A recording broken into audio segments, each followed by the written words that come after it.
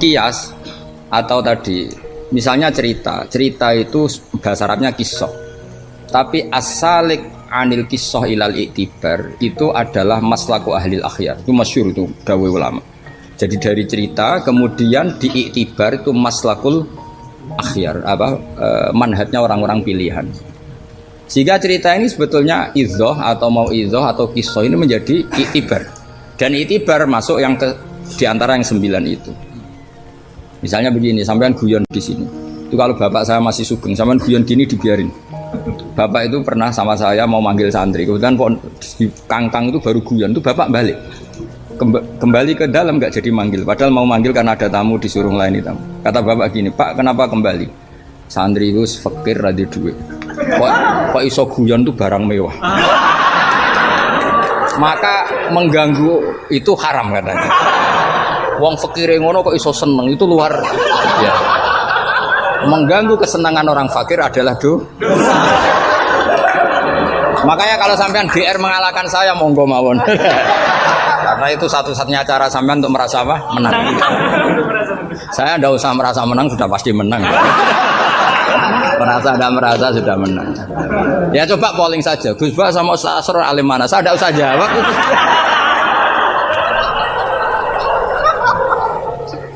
Saya tidak usah jawab, pasti menang saya. Bukan saya yang memenangkan, ya memang menang, memang. Buktinya gampang kan? Sampean ngundang saya apa ngundang Ustaz Asror?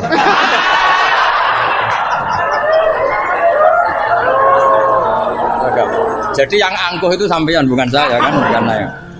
Jadi iktibar itu maslaku ahli akhyar. Termasuk yang saya kagum dari kitab Sajaratul Ma'arif adalah ketika malam itu ada rapat, dengerin ya, malam itu ada rapat bahwa besok Musa harus ditangkap.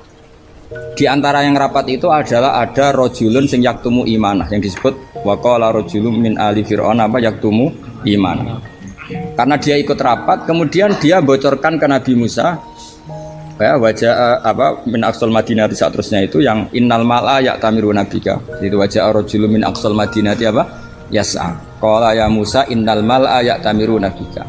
Itu si rajul ini pagi-pagi, mungkin bukan pagi ya, setelah rapat itu langsung bergegas nemui siapa? Nabi Musa, besok kamu akan ditangkap oleh tentara dan kamu akan dieksekusi. Kamu kok tahu? Saya ikut rapat. Tapi karena dia masih yaktumu apa? Iman. Itu kan cerita ya, kita sepakat ya. Itu apa? Cerita, kisah. Tapi Imam Izzuddin bin Abdissalam yang punya gelar Sultanul, enggak keliru, Sultanul Ulama. Ini mesti salah gurunya. Sultanul apa? Ulama. Ya. Yang penting kita jangan sampai jadi Sultanul Juhala.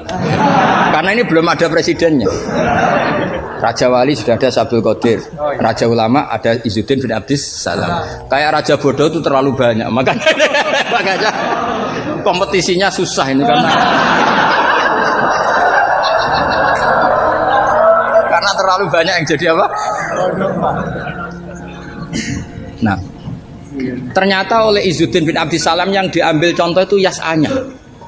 Maka di ayat itu beliau mengebabkan babul musaroah ila khifdidima, bab pentingnya bergegas untuk menyelamatkan mengalirnya darahnya seorang mukmin. Jadi yang dia simpulkan dari kata yas'a, bahwa untuk menyelamatkan darah itu orang oleh sakobri, tidak boleh sesempatnya, tapi harus yas'a. Yas'a itu bergegas. Nah itu kan dari kisah menjadi istidlalun fiqhiyun, menjadi istidlalun fiqhiyun atau amrun fiqhiyun. Allah tidak mengatakan yamshi tapi yas'a, karena pikirannya rojul tadi jangan sampai menangkapnya Mala'u Fir'aun mendahului larinya Musa. Maka di sini yas'a tidak dimaknani sebagai hanya cerita, tapi kesimpulan secara fikih bahwa untuk menyelamatkan darah itu harus yas'a, harus bergegas. Nah itu contoh. Jadi kalau sampean tanya Sajaratul Ma'arif itu ikut partai mana? Itu ikut partai Itibar. Dari 9 itu ikut partai apa? Itibar. Yang kemudian wakhud biyatika dikhtan, khilah itu boleh asal dibolehkan Allah. Itu kan bukan Nabi Ayub yang ingin khilah, tapi Allah yang mengajarkan khilah. Nah kalau Allah yang mengajarkan itu menjadi halal berdasar kesalahan masing-masing. Sampean tahu nggak ceritanya Nabi Ayub sama istrinya? Apa setengah tahu? Apa? Oh setengah tahu lah. Ini yang setengahnya tak tambahi lagi. Istrinya Nabi Ayub itu cantik sekali. Karena memang sunnahnya ulama itu memang punya istri cantik. Entah sunnah itu dengan arti kesunatan, entah takdir, tidak tahu. Jadi sampean nggak usah tanya istri Gus Bak gimana, ikut sunnah itu. Ikut sunnah.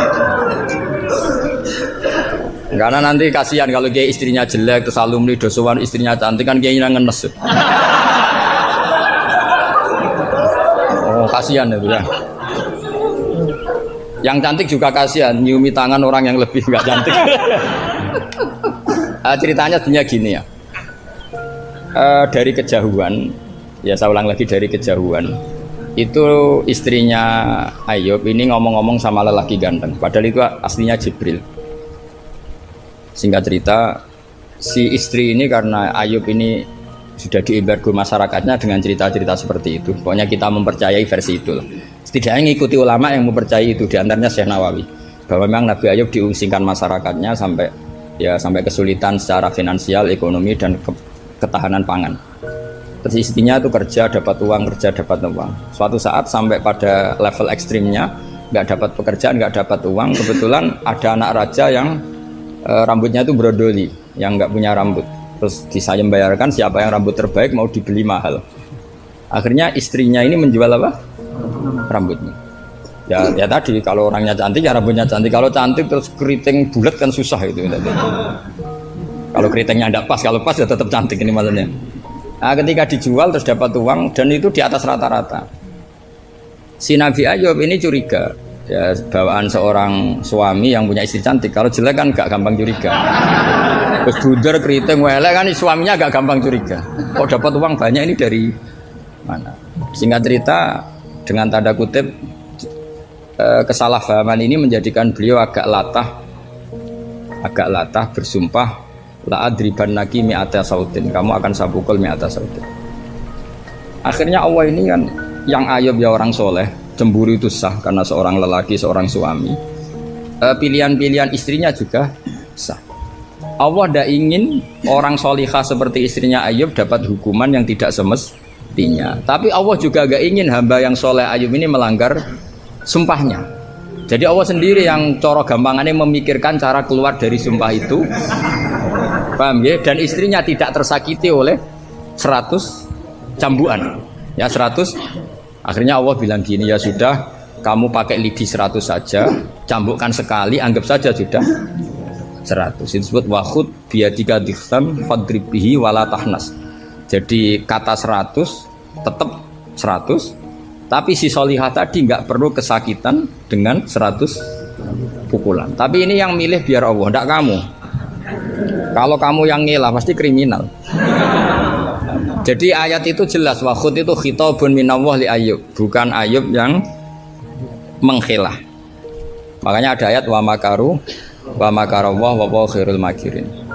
Itu kan seperti Nabi Ibrahim. Nabi Ibrahim itu hanya Allah yang bisa mengilhami seperti itu. Ada raja yang maniak perempuan itu sampai ngirim beberapa mata-mata kalau ada perempuan cantik melintas di daerahnya pasti ditangkap, mau disuguhkan ke rajanya. Suatu saat yang lewat ini Ibrahim dan Sarah, itu cantik sekali. Jadi ini sudah contoh dua, istrinya Ayub ya cantik, istrinya Ibrahim ya cantik. Karena yang cantik sudah jadi istrinya para nabi, mungkin kamu ini yang nggak tahu saya kebagian apa enggak itu. Kalaupun cantik pasti nggak setingkat siapa? Sarah. Sarah itu cantik sekali. Singkat cerita ditangkap. Kemudian Sarah ini mau diperistri oleh raja. Ketika Ibrahim tanya, perempuan ini hubungannya dengan kamu apa? Nabi Ibrahim pinter, karena raja ini maniak perempuan, kalau dijawab suami pasti dibunuh, karena suami itu problem. Ya bagi raja yang maniak perempuan ini kan suami itu problem. Tapi kalau saya jawab ukhti, ipar pasti dihormati. Karena kalau dijawab ukhti kan, oh iparnya orang cantik. Kayak Kangkang yang punya adik cantik pasti dihormati ustadznya. Wah itu pasti itu. Sampean goblok lah punya adik cantik terus ustadz kamu tahu itu aman tak jamin. Karena ustadz potongan gini tuh pasti dah ikhlas tak jamin. Imannya pasti guncang itu Bang. Kamu punya adik cantik terus tidak mukhafadzah. Sudah ada dikasih ustadznya ya sudah Pak tidak jadi ipar. Oh, udah lulus aja. Termasuk barokahnya lelaki itu memang punya adik Cantik itu kalau tepat di garwo kiai, kamu kakaknya kiai. Banyak orang awam tahu-tahu mertuanya kiai. Barokahnya apa? Punya anak cantik. Itu memang berkah. Maka Ibrahim pintar. Beliau jawab ukhti, ini saudara saya. Sehingga dengan demikian beliau akan dihormati sebagai ipar. Tapi kalau bilang suami kan problem, pasti dibunuh. Sampai Sarah ini marah-marah. Ibrahim ditarik ke kamar, kamu itu nabi kok bohong. Jadi Sarah itu unik, kecewa dia. Punya kamu itu nabi kok punya, ya nabi suami kok. Kalau suami bohong biasa, ini suami ya nabi. Nah, ini kan potongan-potongan biasa bohong. Tapi ini kan ya suami ya nabi. Kamu itu suami nabi kok bohong. Ya kalau nabi kan nggak mungkin bohong. Tapi kalau suami tok kayak sampean-sampean ini kan, wah mesti bodoh nih. Bar ngopi di perempuan cantik kok di ngopi, nang di, yo ngopi wae. Karena kalau menyebut warung kopinya pasti apa? Masalah. Makanya kalau dijawab ngopi ning di, kalau isinya apa? Yang jaga cantik di umatnya Rasulullah. Karena sekali disebut masalah. Itu akhirnya Nabi Ibrahim jawab, tidak ada di muka bumi ini orang muslim dan muslimah kecuali kamu dan saya. Maka fa'anti ukhti fil Islam. Kamu itu saudara saya dalam Islam. Terus oleh balaghah disebut itu tauriyah apa? Tauriyah. Tauriyah itu kata yang tidak bohong tapi lafaz ini muhtamil. Lafaz ini mirip-mirip muhtamil. Jadi sebenarnya saya mengatakan sampean goblok itu goblok dalam hal maksiat. Itu kan keren. Sampean saja yang sudah tersinggung, wong darani goblok itu salah sampean. Padahal saya punya siapkan kalau ditanya Allah, hak mosok santri batal darani goblok. Goblok enggak tahu caranya korupsi, Gusti. Jadi itu sebetulnya kalimat madkhin. Tapi kamu yang keburu suudzon sama saya, kamu anggap itu kalimat apa? Gamil. Itu resiko ilmu cekak itu. Sebetulnya di balaghah itu ada tauriyah apa? Ya Mas pernah belajar tuh itu. Jadi tetap saja kisah-kisah ini melahirkan satu pelajaran. Karena kita tetap bisa menyimpulkan tadi, zaman berhala itu ada di Safa dan Marwah, berarti ada batil. Orang Islam tetap disuruh sa'i, berarti la yutrakul haqqu li ajlil